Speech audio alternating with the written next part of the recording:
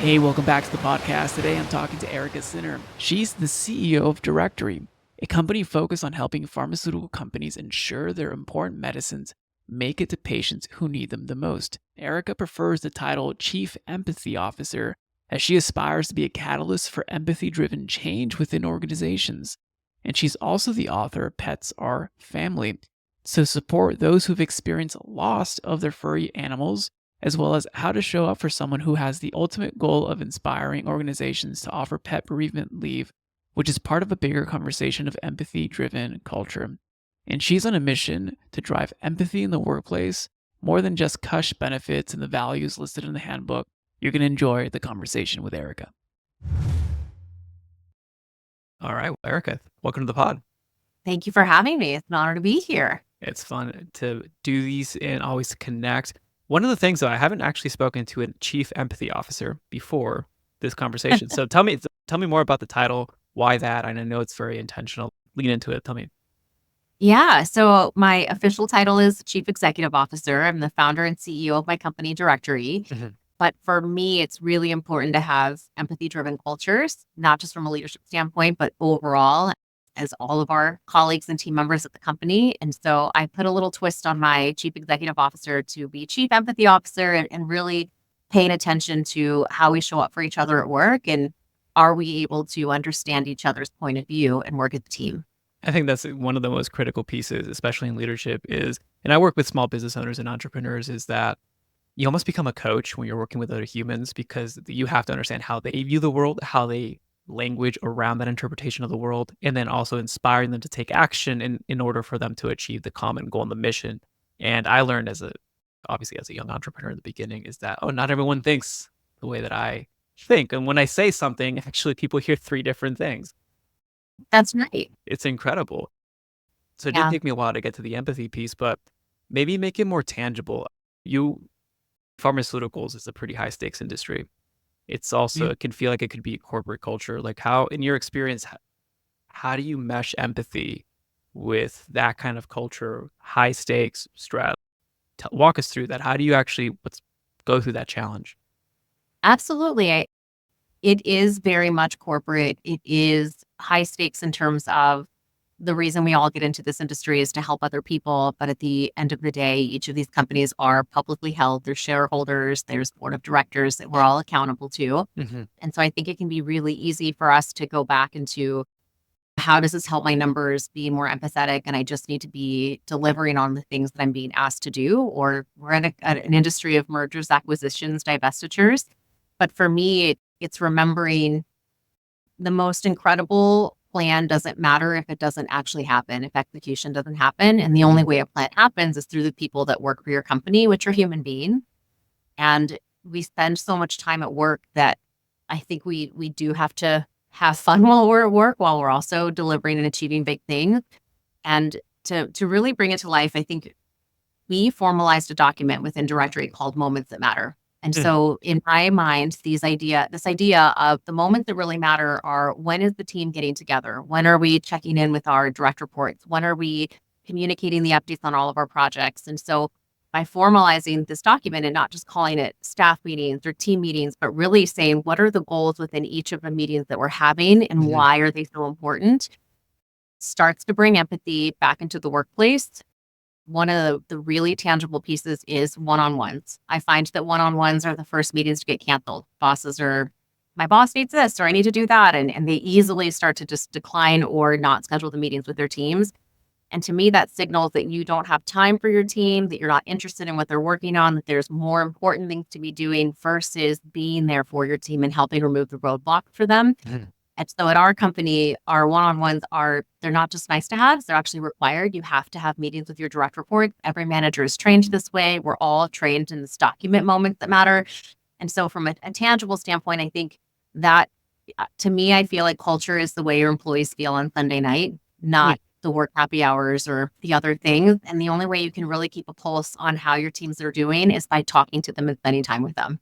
That's a really good contrast, Sunday versus the cocktail hour that you can, you can make that artificial. And people show up differently too, right? Like people show up like, oh, I have to look happy or I have to be Yeah. social. That's Yeah. But fascinating. Yeah, and how you keep track of that is building trust and showing up for your people and making time for them and asking them how they're doing and making it mean more than just project updates.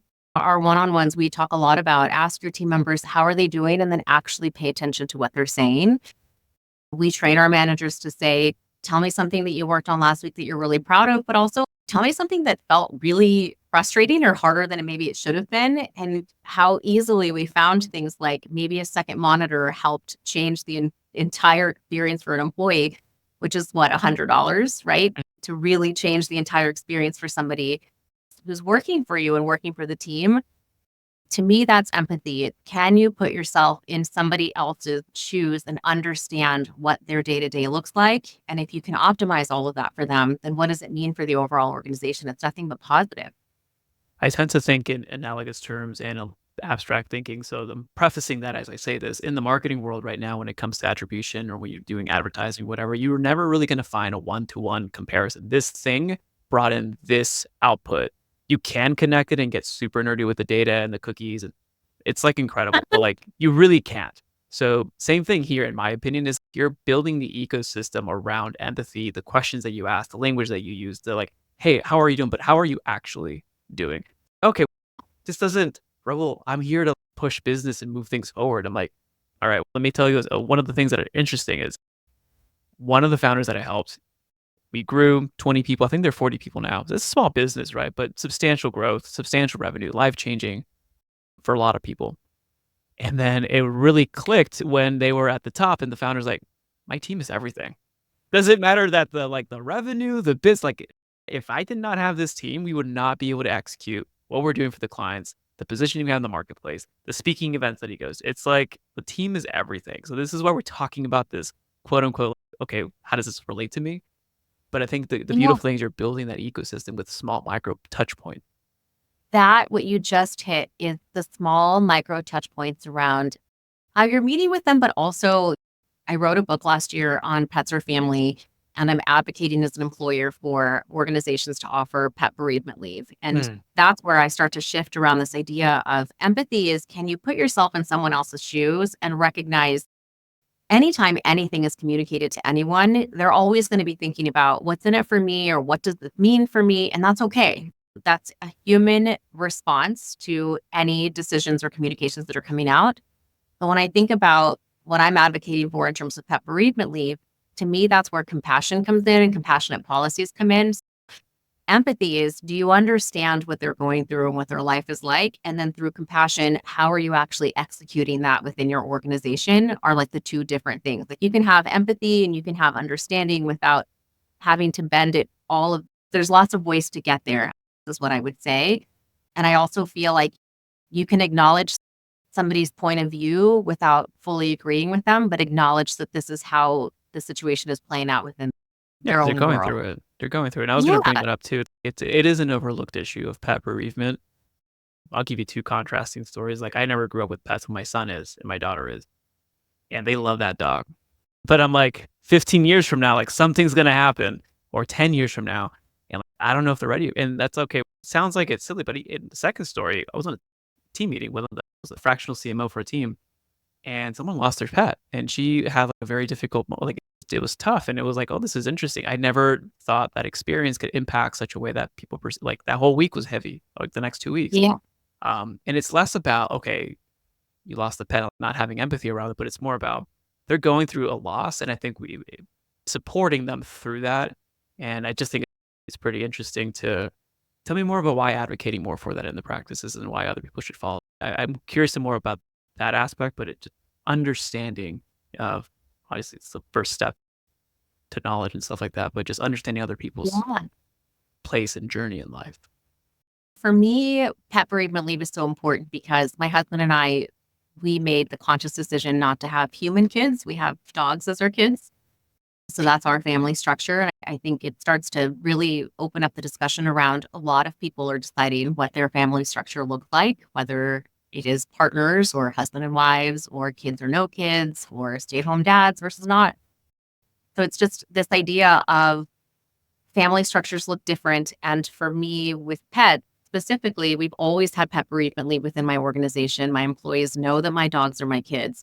Yet when I had to take the leave last year when my dog Kingston passed away from cancer, I didn't realize the stigma that was associated with pet loss and pet grief. Hmm. I worried people would be like, it's just a dog.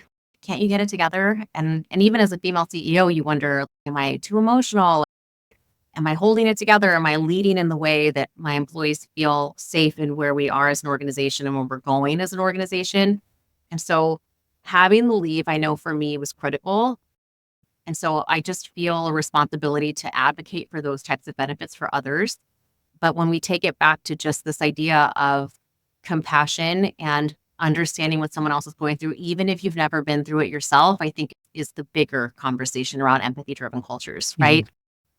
I think if it wasn't my animal, if it was more of having surgery or you had an ankle break or whatever it might be, can you at least understand where somebody's coming from and how do you support your employee through a difficult time and readjust for this moment in time that they're struggling with something? Mhm. Specifically to pet bereavement leave, though, studies have shown that companies who have compassionate policies like pet bereavement leave actually have happier employees and higher retention rates Mhm. because you are showing up for them in a moment that is really hard for them and they remember that. And I feel like the more we can show up for our employees, the more they will show up for us.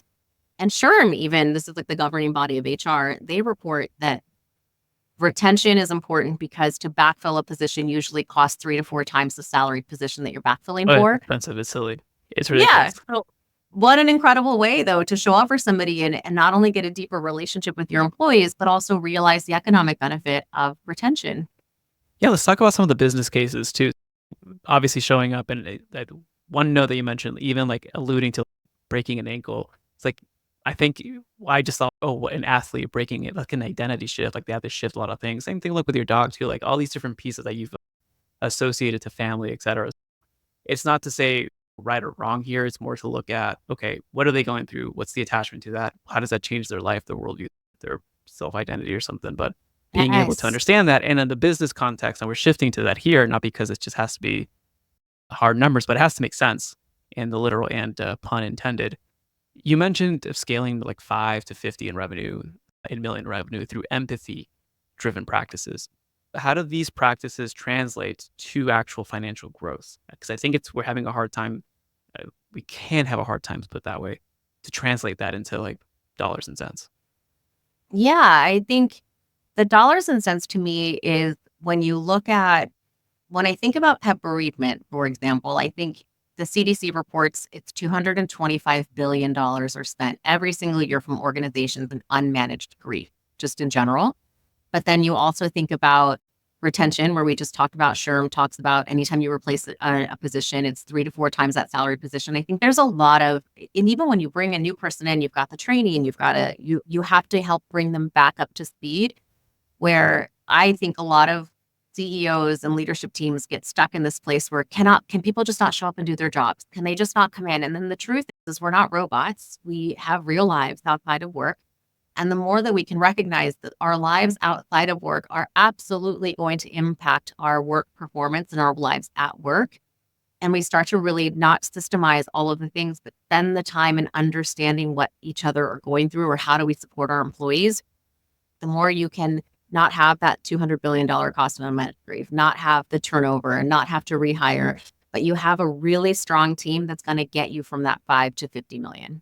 They're going to know the history. They're going to know the mistakes that we've made in the past. They're going to know all of the ways that we got here by investing in your team. And it doesn't always have to be dollars. It can sometimes be, hey, take the afternoon off. Or sometimes there are absolutely times when deadlines are driven by, for us in the farm industry, FDA deadlines. Like that day, you're going to have an incredibly long day, incredibly long week. You're about to get approval. There's a lot of things associated with that. Or when you're having your national sales meeting.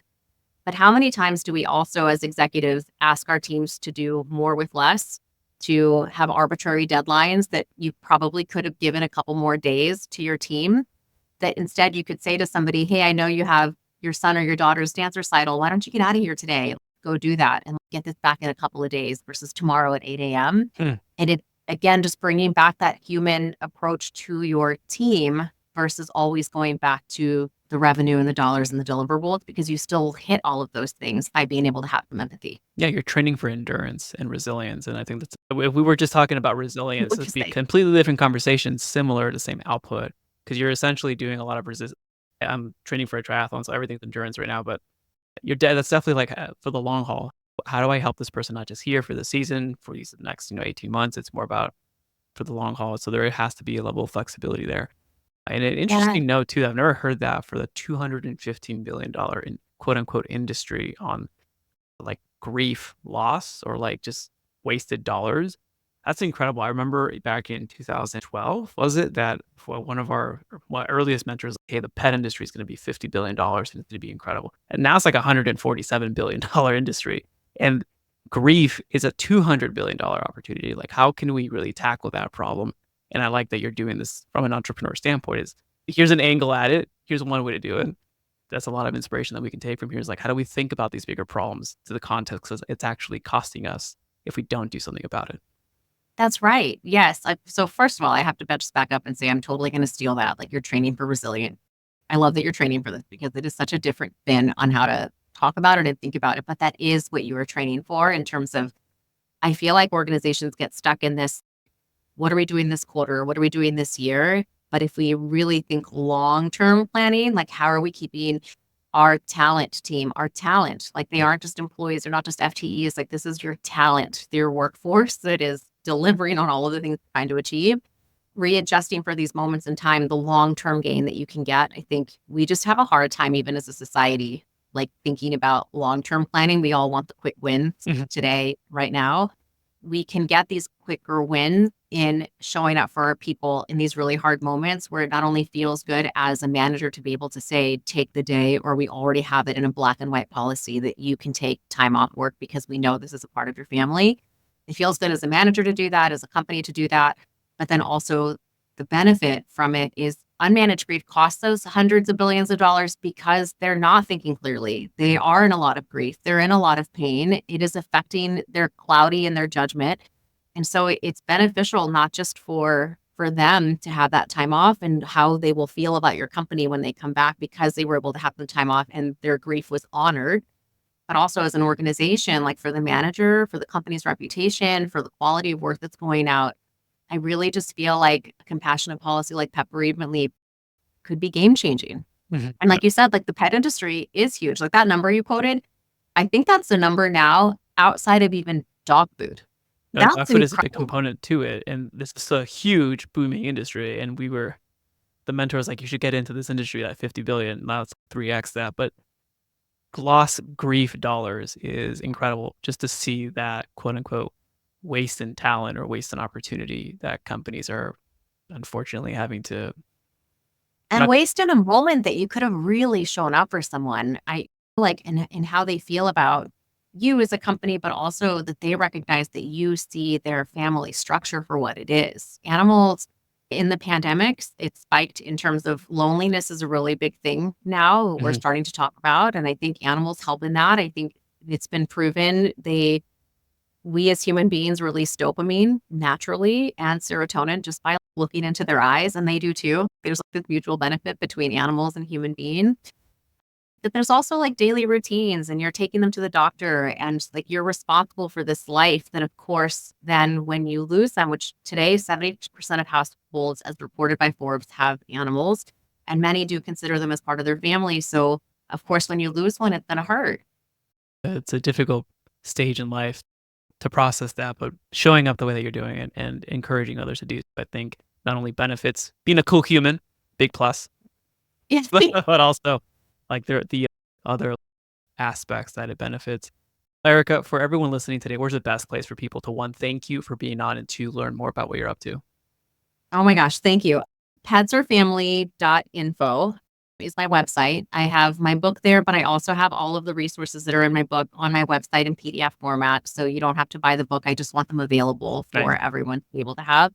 And I would also, if it's okay to say one thing in closing, is that this whole conversation, I hope it inspires others. Like I am truly not advocating for like government mandates or any type of like federal laws to have these types of policies. I'm actually hoping that the conversation and me being out advocating just inspires people to want to be cool humans and cool organizations that just care about the people that help them deliver on their work. And I think the entrepreneurs and people who could listen to this, and also like when you're running your own company or deciding your own fate, like you have the opportunity to instill these principles as quote unquote law. So out How there, magical go out there, do some good work. And Eric, I appreciate you. We'll go from here. for having me. This is awesome. Thank you for listening to the podcast. If you'd like to get more of these podcasts, please go ahead and subscribe to wherever you're watching or listening to the pod. If you have any suggestions or questions that you want me to answer on the pod, or you have a guest that you want me to interview, please go ahead and email me all of your suggestions and questions at podcast@dogoodwork.io. That's podcast@dogoodwork.io. If you'd like to give me public feedback, you can go on Apple Podcasts, and from there you can leave up to a 5-star review. I would greatly appreciate that. If you like more free resources where you can get my best strategies to help you increase your company's performance and scale profitably, you can get handpicked articles to propel your growth, and you can get trainings and discussions that I give freely online, as well as low-cost resources such as my books and guides. You can get all of that by going to dogoodwork.io/free-growth-resources. 90% of all of these resources are not behind any email opt-ins. You can get instant access by going to dogoodwork.io/free-growth-resources. Now, if you'd like to accelerate your progress and shorten the gap between information and action and start seeing results in your business, let's work together to increase your company's performance and scale profitably and serve more clients without the overwhelm. You can request a free clarity call to see how we can best support you to reach your goals by going to dogoodwork.io/apply. Again, that's dogoodwork.io/apply. As always, it's an honor to be a small part in your journey. This is Raul Hernandez. Do good work.